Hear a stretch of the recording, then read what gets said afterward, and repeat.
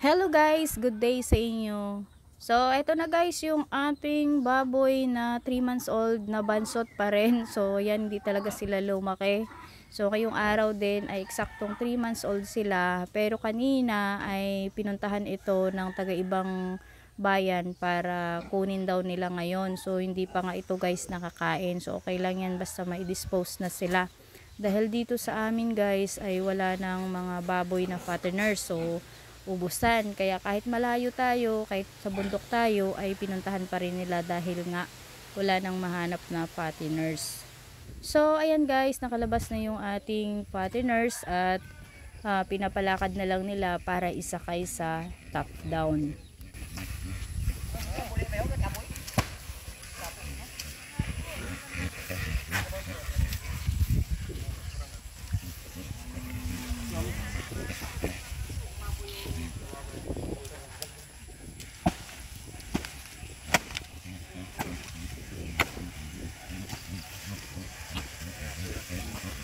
Napo.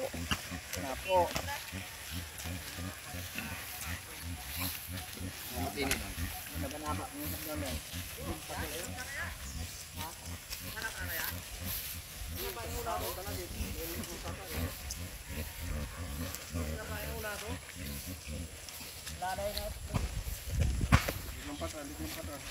Sudah lagi tengah. Sudah lagi tengah.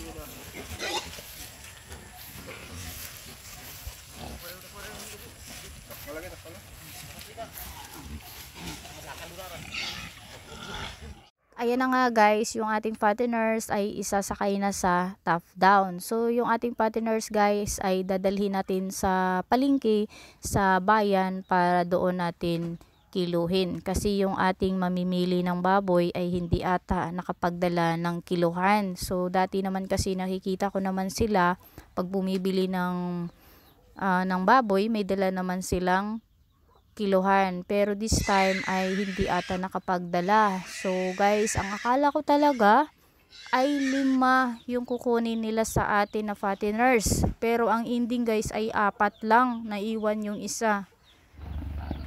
So ayan guys, bababa na tayo at pupunta na tayo ng palengke. So eto nga guys, naabutan namin na lumubog yung top down dahil nga umulan kagabi. So ayan, nahirapan din silang maitulak tong top down na to para kasi nakalubog yung kariton sa putik.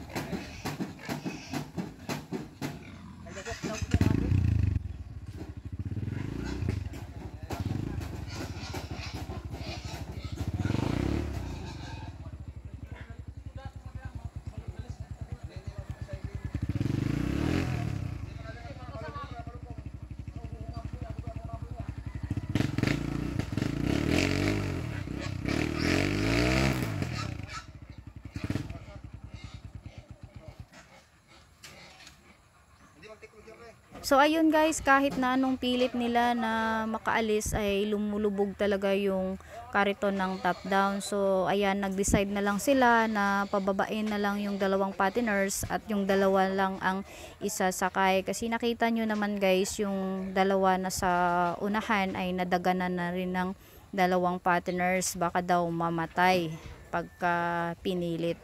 So ayan, ibababa na nga yung ating 2 fatteners.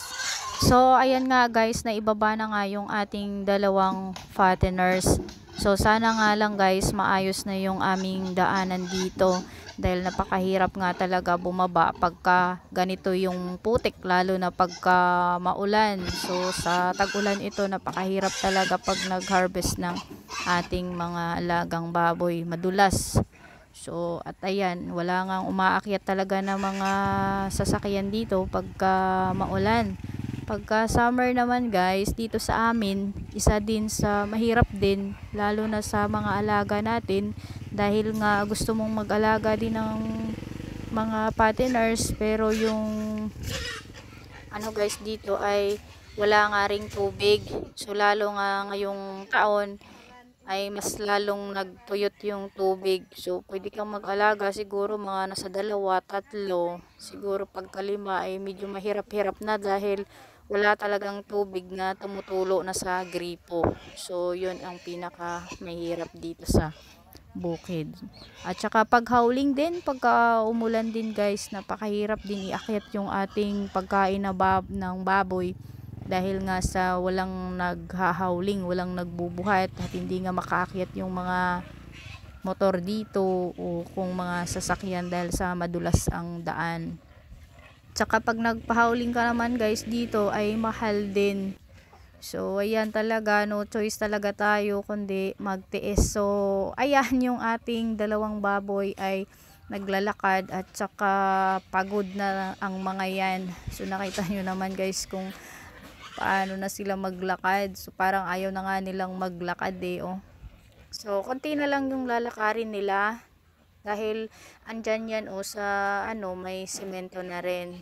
So ayan, pagkatapos nun yan ay diretso na rin yan, semento na papuntang bayan.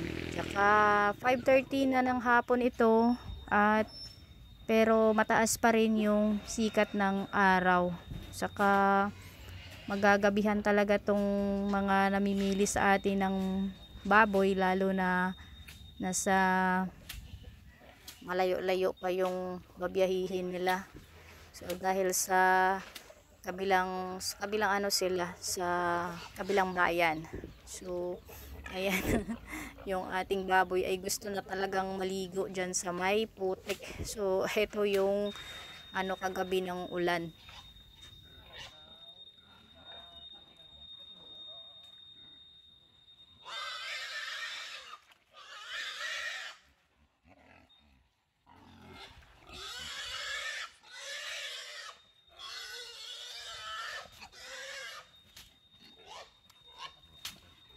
At ayan guys, napagod na nga rin talaga yung ating fatteners. So mas lalong pagod yung ating namimili. So kawawa naman sila pagka ganito ang daanan. So ayan nga, at kanina pa yan sila nagrereklamong pagod na rin sila.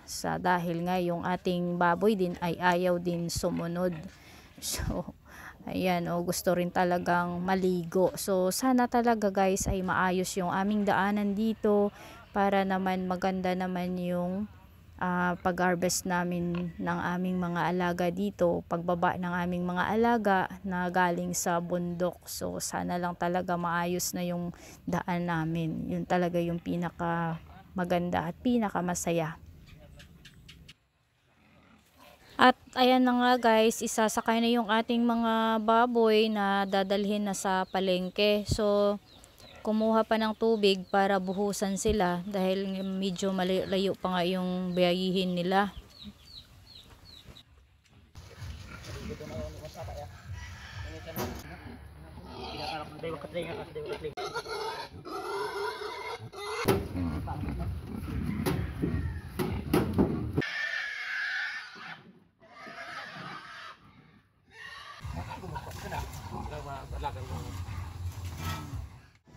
So andito na kami sa palengke guys, sa wakas nakarating na rin kami.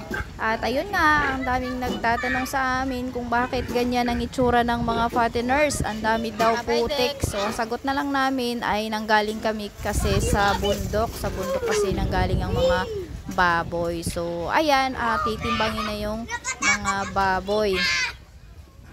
At eto na nga guys, yung pinakalas na tinimbang nating mga fatteners na bansot. At yung nauna nating itinimbang ay yung kilo naman nila ay nasa 89, 86, 87, at yung pinakalas nating pang-apat ay nasa 84. Yan ang mga kilo ng ating mga bansot na fatteners. So ayan guys, dadalhin na sila papuntang Boracay. So thank you for watching guys. Bye bye.